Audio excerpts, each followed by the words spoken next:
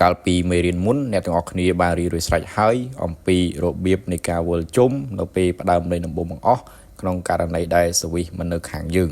ដឹងហើយថាយើងត្រូវវិលបញ្ច្រាស់តនិចនៃលើការមួយជុំឬក៏ភាសាបច្ចេកទេសយើងហៅថាយកជុំទី6មកធ្វើជុំទី1ជាមុនសិនដើម្បីឲ្យបានអ្នកប៉ាសេនៅផ្នែកខាងមុខបន្ទាប់ពីយើងរកបានបន្ទុកពីគូបដិបត្តិហើយនោះការវិលជុំគឺកើតមានឡើងហើយអ្នកប៉ាសេគឺវិលមកដល់តំបន់ទី1ផ្នែកខាងក្រោយដែលជាតំបន់ឡើងវេសេវាហើយជុំទី1គឺចាប់ផ្ដើមពីពេលនឹងទៅឯង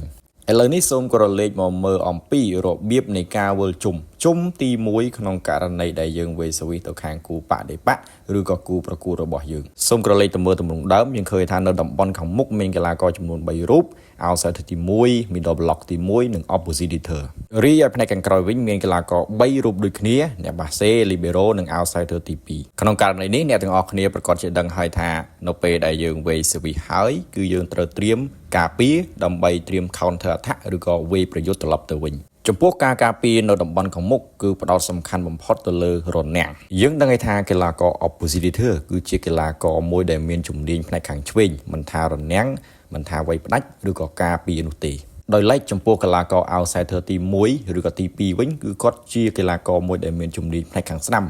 ទាំងការពារទាំងប្រយុទ្ធនិងការធ្វើរនាំងហើយចំពោះកីឡាករ middle block ទី1ឬក៏ទី2វិញអ្នកទាំងអស់គ្នាដឹងស្រាប់ហើយគាត់គឺជាកីឡាករមួយដែលមានជំនាញផ្នែកកណ្ដាលដូច្នេះដើម្បីឲ្យមានប្រសិទ្ធភាពខ្ពស់នៅក្នុងការធ្វើរនាំងក៏ដូចជាការការពារនិងត្រៀមវេប្រយុទ្ធត្រឡប់ទៅវិញនៅពេលដែលយើងស្វេបាល់បានបន្ទាប់ពីអ្នកប៉ាសេបោះបាល់ដើម្បីវេសេវាកីឡាករនៅតំបន់ខាងមុខអាចធ្វើចលនាបែបនេះបានកីឡាករ oppositor គាត់អាចខ្វែងមកតំបន់ទី2កីឡាករ outsider ទី1គាត់អាចខ្វែងមកតំបន់ទី4ដោយឡែកកីឡាករ middle block ទី1គាត់អត់ខ្វែងទៅណាទេដោយសារជំនាញរបស់គាត់គឺនៅកណ្ដាលនឹងឯងឥឡូវសូមក្រឡេកមកមើលតំបន់ខាងក្រោយវិញយើងត្រូវតែដឹងថាកីឡាករមិនថា outsider ទី1ឬក៏ outsider ទី2នោះទេគឺជាកីឡាករមួយដែលមានជំនាញផ្នែកខាងស្ដាំនិង3ម៉ែត្រកណ្ដាលដូច្នេះបន្ទាប់ពីអ្នកប៉ាសេបោះបាល់ឡើងលើដើម្បីវេសេវាកីឡាករ outsider ទី2និងកីឡាករ libero អាចធ្វើចលនាខ្វែងគ្នាបានដើម្បីត្រៀមការពារនិងវេប្រយុទ្ធត្រឡប់ទៅវិញដោយកីឡាករ outsider ទី2អាចធ្វើចលនាមកតំបន់ទី6 3ម៉ែត្រកណ្ដាលហើយកីឡាករ libero អាចធ្វើចលនាទៅតំបន់ទី5ដើម្បីងាយស្រួលក្នុងការការពារបាល់ហើយចំពោះកីឡាករលើកបាល់ឬក៏អ្នកប៉ាសេវិញយើងត្រូវចងចាំថានៅពេលដែលគាត់វិលមកដល់ផ្នែកខាងក្រោយមិនថាដល់តំបន់ទី5តំបន់ទី6ទេគឺគាត់ត្រូវតែធ្វើចលនាមកតំបន់ទី1ជានិច្ចហើយចំពោះមូលហេតុដែលអ្នកប៉ាសេត្រូវតែធ្វើចលនាមកតំបន់ទី1នោះគឺថាជាទូទៅអ្នកប៉ាសេគឺតែងតែប៉ាសេទៅខាងមុខដើម្បីឲ្យស្មាត់ outsider ហើយបលិចបាល់មកខាងក្រោយដើម្បីឲ្យស្មាត់ oppositor វាកម្រនឹងមានការប៉ាសេណាដែលយើងបែរចំហមកប៉ាសេឲ្យ oppositor និងបលិចបាល់ទៅខាង outsider នោះទេ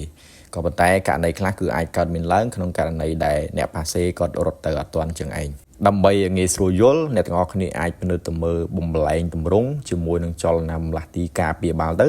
នៅលើហ្នឹងគឺខ្ញុំមានដាក់ចលនាបំលាស់ទីរបស់កីឡាករនីមួយៗច្បាស់លាស់ហើយនៅមានមួយចំណុចទៀតដែលជាចម្ងល់របស់មហាជនទូទៅច្រើនមែនទែនតាក់ទងទៅនឹងចលនាបំលាស់ទីរបស់កីឡាករនីមួយៗនឹងឯងថាតើយើងអាចធ្វើចលនាបាននៅពេលណាចម្លើយវិញគឺថានៅពេលដែលកីឡាករឡើងវេសេវាបោះបាល់ឡើងលើដើម្បីវេសេវានិយាយឲ្យខ្លីគឺនៅពេលដែលបាល់ចាប់ផ្ដើមមានចលនាបោះចេញផុតពីដៃអ្នកវេសវិសនឹងឯងគឺមិនមែនធ្វើចលនានៅពេលដែលអាជ្ញាកណ្ដាលចាប់ផ្ដើមបន្លឺនៅសម្លេងកញ្ចែនោះទេ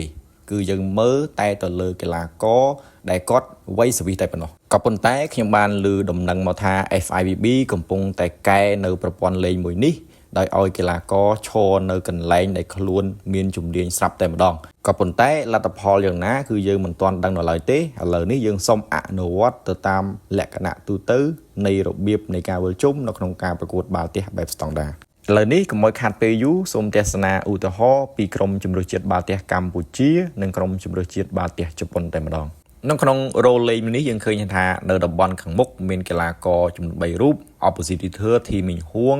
outsider ទី1គួនមុំនិង middle block ទី1ផលរតនៈ